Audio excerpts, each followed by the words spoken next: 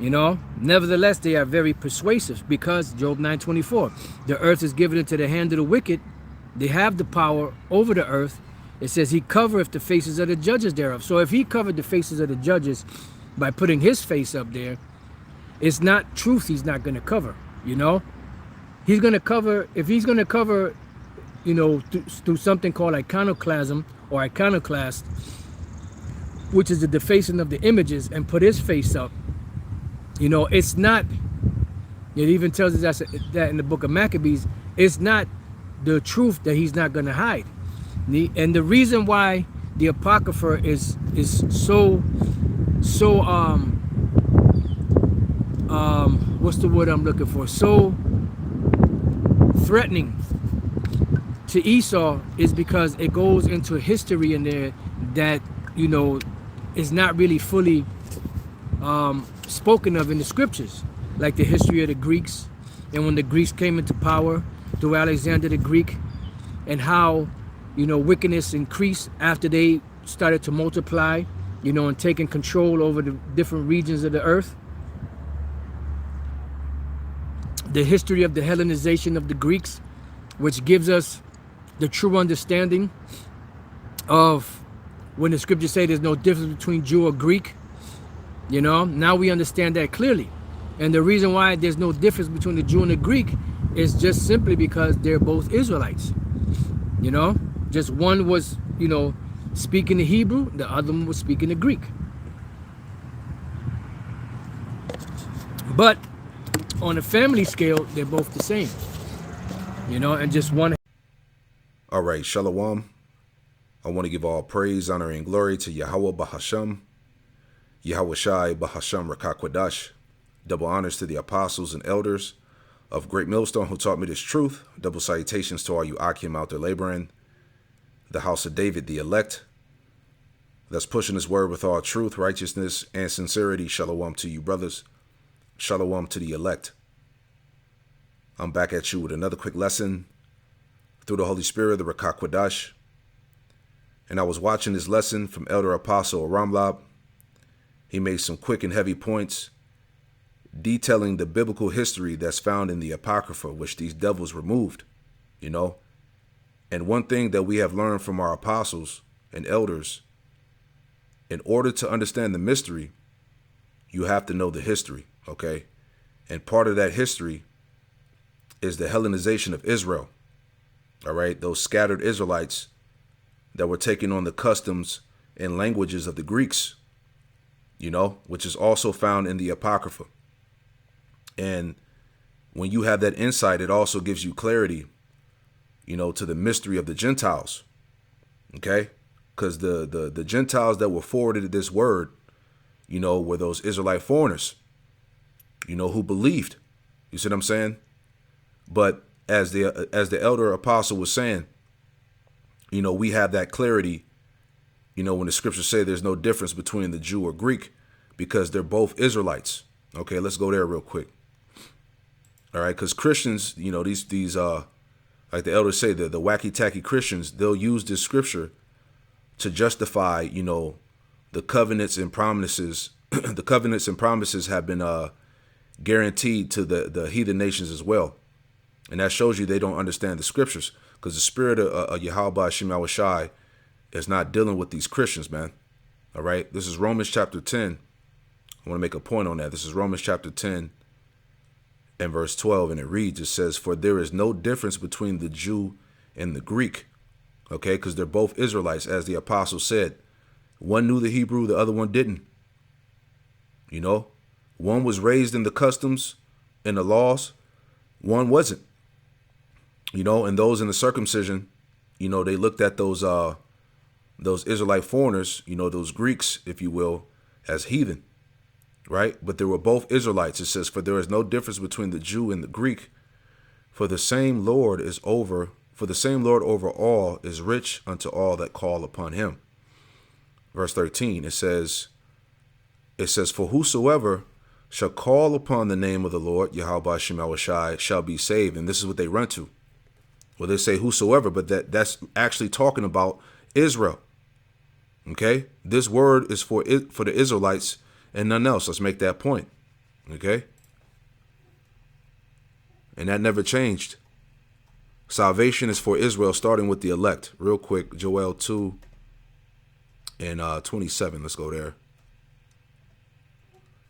All right. This is Joel chapter 2 and verse 27. And it reads, it says, and ye should know that I am in the midst of Israel, and that I am the Lord, Yahweh Ba'ashem Yahushai, your power and none else. And my people shall never be ashamed. And that never changed. All right. Malachi, 3 and 6. I am the Lord, Yahweh Ba'ashem Yahushai. I change not, and therefore you sons of Jacob are not consumed. Okay. Same chapter, jumping down. All right. Joel 2 and 32.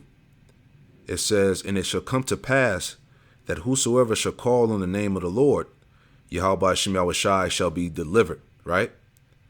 The point, for in Mount Zion and in Jerusalem shall be deliverance. Right.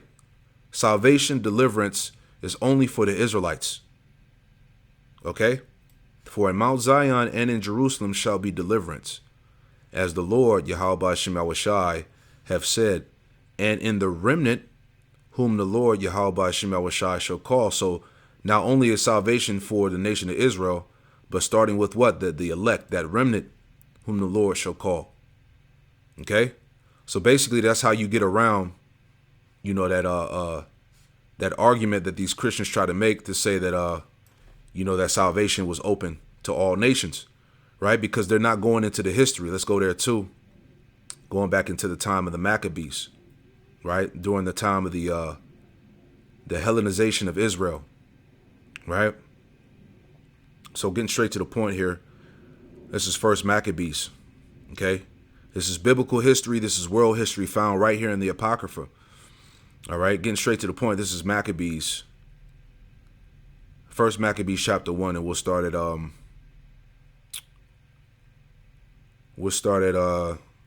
we go. We'll start at 7. And it reads, it says, so Alexander reigned 12 years. Then he died. All right. Going into what? The establishment of the Greek Empire.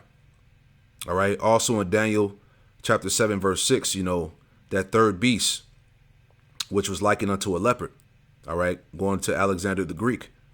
So it says, First Maccabees 1 and 7. So Alexander reigned 12 years and then died, and his servants bear rule, everyone in his place. Right.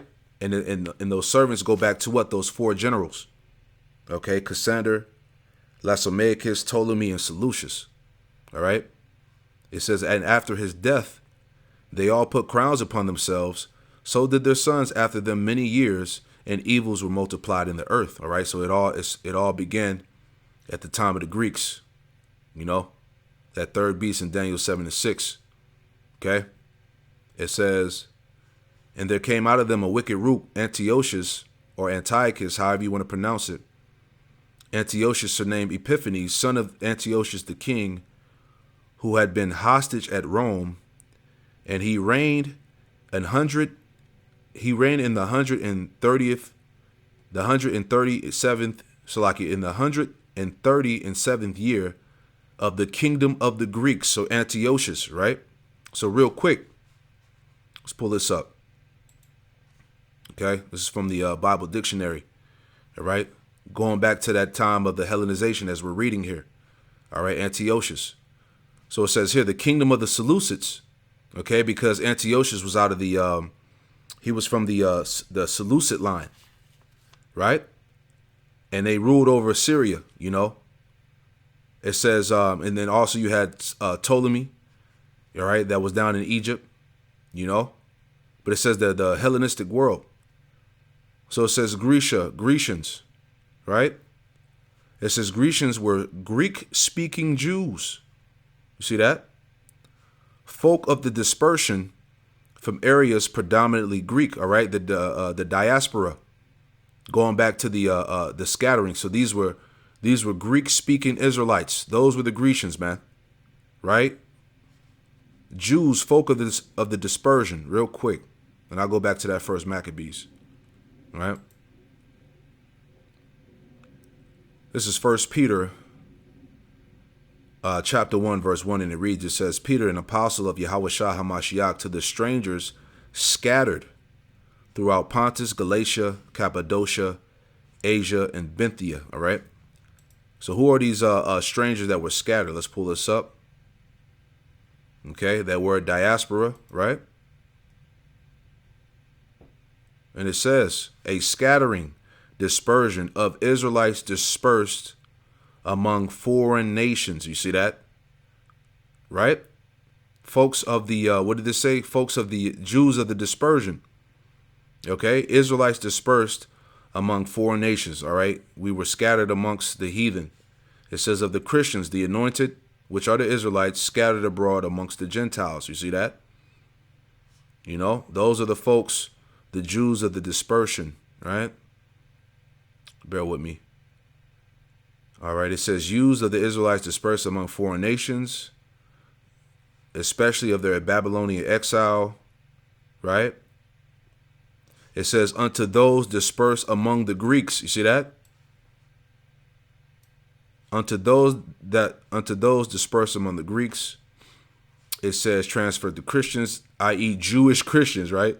Scattered abroad among the Gentiles. James 1:1, you see? James, a servant of Yahweh Shem Yahushai and the Lord, Yahweh Shah HaMashiach, to the 12 tribes which are scattered abroad, greeting. See? All Israelites, man. Okay, and this shows you again, right? Let's get that real quick. This is Matthew 15:24. This is what Yahweh Shah said to the disciples. Matthew 15:24 says, but he answered and said, I am not sent but unto the lost sheep of the house of Israel. All right. So these Israelites, you know, were a product of the dispersion. These Israelites that were lost that needed to come back. You know, these were the Gentiles that were forwarded the word, man. Okay, it's not talking about the actual natural Gentiles, the heathen. All right, but these Israelite foreigners that were scattered, that were lost. All right. So anyway, going back, right. So it says, so we have understanding on that. Okay. And reading on, this is First Maccabees 1:11. It says, in those days, it says, in those days went out, Salakia, excuse me. It says, in those days went there out of Israel wicked men. Okay. Wicked men who persuaded many, saying, let us go and make a covenant with the heathen that are round about us. For since we departed from them, we have had much sorrow. So you had pretty much, all right, you had Jake, you know, selling out. All right. So at this point here, this is when the Israelites became Hellenized. You know, they took on the customs and languages of the Greeks, you know, and they were pushing that amongst Israel to basically, you know, to sell out. OK, it said Israel, there went out of Israel wicked men who persuaded many. You see, it says, so this device pleased them well. Right. Verse 13, it says, then certain of the people were so forward herein that they went to the king, who gave them license to do after the ordinances of the heathen. You see that? So they got license to do after the ordinance of the heathen. This is when we begin to start to fall away from our heritage. You know, we begin to take on that Greek culture. You know, it says, whereupon they built a place of exercise at Jerusalem according to the customs of the heathen. All right, which goes back to and you can look it up. It goes back to the gymnasium, and they used to train naked. You know, you got to look up what's it called, gymnos. That word gymnasium goes back to the Greek gymnos, which means to train naked. Okay, and this goes back to what Jake taking on that Greek culture, man, taking on the ways of the Greeks. All right, verse 14, it says, wherefore, Salakia, verse 15, it says, and made themselves uncircumcised, right, and forsook the holy covenant, and joined themselves to the heathen, and were sold to do mischief. Right, so this is how we fell away. You know, Jake sold out, man, took on the ways of the Greeks. You know, and that was the decree that came from Antiochus, because if we were caught practicing our customs, All right, we were put to death. Matter of fact, let's jump down. All right. This is verse, straight to the point. Let's go down to verse 41. All right, going into that Hellenization. Okay. So this is 1 Maccabees chapter 1, verse 41, and it reads, it says, moreover, King Antiochus wrote to his whole kingdom that all should be one people. All right, going back to that one world government spirit, man. You know, he was pushing this back then. It says, and everyone should leave his laws, you see? And everyone should leave his laws. So all the heathen agreed according to the commandment of the king, right? To become Hellenized, man, to take on the customs and ways of the Greeks. It says, yea, many also of the Israelites consented to his religion, you see? They were with it. And sacrificed unto idols and profaned the Sabbath. Verse 44.